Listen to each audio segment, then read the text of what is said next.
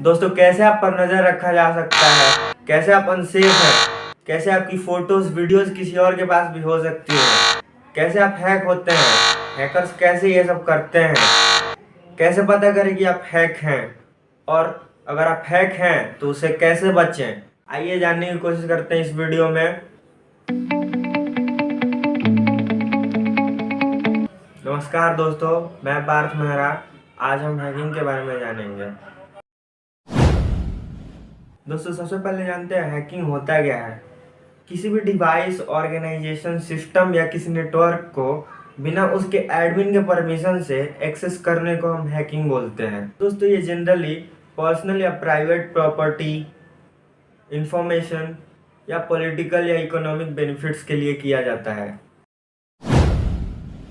दोस्तों ये हैकिंग होता कैसे है। सर्फिंग सर्च और internet, fishing, virus, Trojan, DDoS और बहुत सारे ऐसे तरीके हैं जिसे हैकिंग को किया जाता है। दोस्तों इसमें से एक नॉर्मल पीपल या फिर हमारे जैसे आदमी कैसे हैक हो सकते हैं, कैसी हमें सावधानियां रखनी चाहिए अपने डिवाइस को लेकर। दोस्तों इसमें से एक है फिशिंग। ये किसी को ट्रिक करने का या फिर किसी को अपने बातों में फंसाने से फंसा के उसे कुछ सेंसिटिव इंफॉर्मेशन निकलवाना होता है। इसमें हैकर्स जनरली आपके लॉगिन क्रेडेंशियल्स, पर्सनल इंफॉर्मेशन या फिर कुछ ऐसी इंफॉर्मेशन, बैंक डिटेल्स, ऐसी कुछ निकाल लेते हैं जो जिससे आप हैक हो जाते हैं। आपके पासवर्ड निकाल लेते हैं। दोस्तों ये फेक ईमेल्स या फिर वेबसाइट जो लेजिटिमेट या फिर रियल दिखते हैं या फिर प्रोफेशनल वेबसाइट दिखते हैं पर होते नहीं हैं, उनसे किया जाता है। दोस्तों इसमें से एक और है सर्फिंग सर्च और इंटरनेट। इसमें होता क्या है कि आप किसी भी साइट को खोलते हैं जो कि ट्रस्टेड नहीं होता है या फिर हैकर्स का बनाया हुआ होता है। इसमें होता क्या है कि आप एक साइट को खोलते हैं, उससे दूसरा साइट, तीसरा साइट ऐसे खुलने लगता है।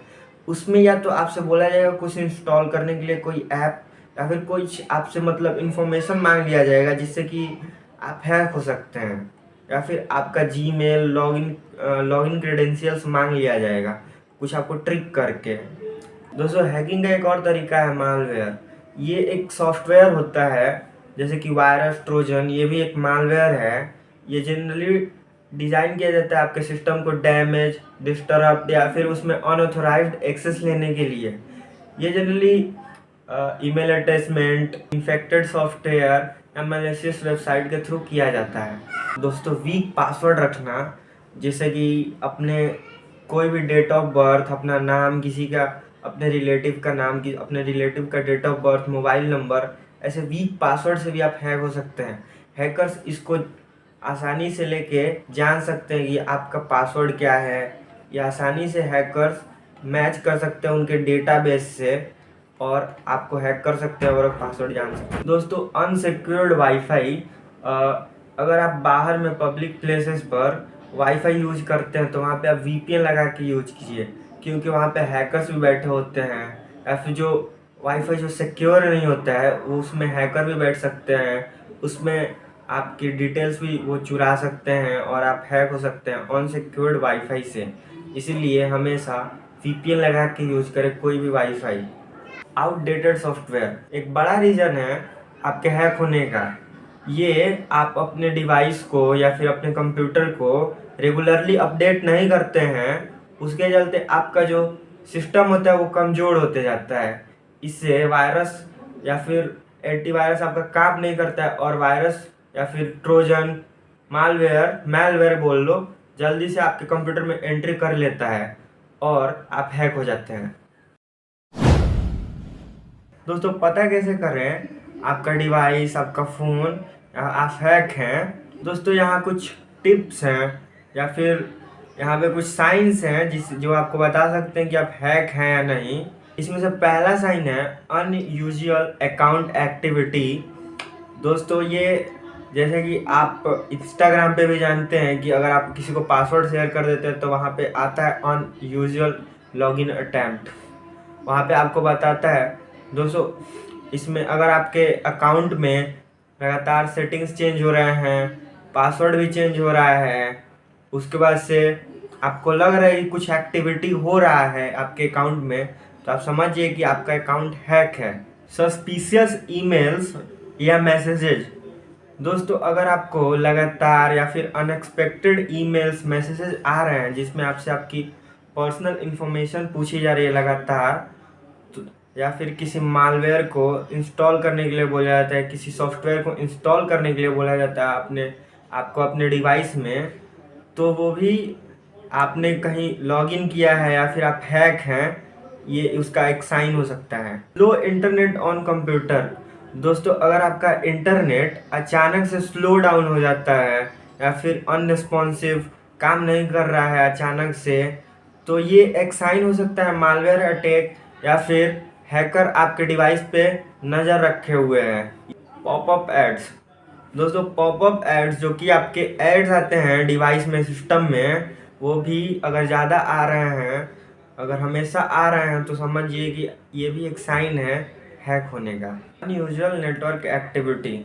दोस्तों, अगर आपका वाईफाई या फिर अगर कोई भी ऐसे नेटवर्क एक्टिविटी हो रहा है, आपका डेटा ऐसे ऐसे ही खाली जा रहा है, कहीं ट्रांसफ़र हो रहा है, कुछ अपलोड हो रहा है, या फिर वाईफाई में एक नेटवर्क ऐड हो गया है, ब्लूटूथ में नेटवर्क ऐड हो गया है बिना आपके किए हुए, तो समझिए ये भी एक साइन है हैक हो जाने का।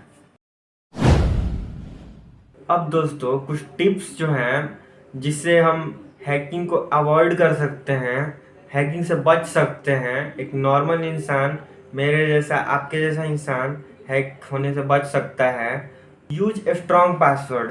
दोस्तों, आपको कभी भी पासवर्ड यूनिक स्ट्रॉन्ग यूज करना चाहिए, ना कि आपको अपना नाम, डेट ऑफ बर्थ यूज करना चाहिए। अब स्ट्रॉन्ग पासवर्ड जैसे कि अपर केस, लोअर केस, एक यूनिक नंबर हो उसमें, एक ऐसा यूनिक जो साइन होता है, सिंबल होता है, उसको आप अपने पासवर्ड में यूज कर सकते हैं। और अपने हर एक अकाउंट के लिए, ईच अकाउंट के लिए आपको अलग अलग पासवर्ड यूज करना चाहिए। Enable two factor authorisation.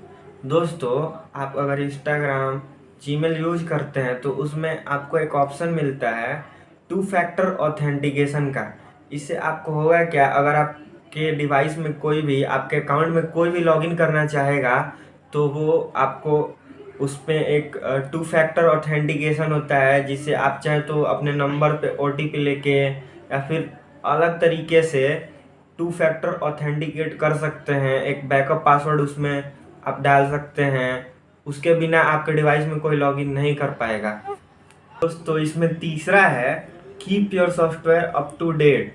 मतलब आपको अपने software, operating system, web browser या फिर कोई और भी जो सॉफ्टवेयर है, ऐप है, उसको हमेशा अप टू डेट रखना चाहिए, अपडेट करना चाहिए, करते रहना चाहिए, जिससे आप उसकी जो सिक्योरिटी जो दी जाती है प्रोवाइडर के द्वारा, उससे आप लेटेस्ट सिक्योरिटी ले सकते हैं, आप हमेशा सिक्योर रहते हैं।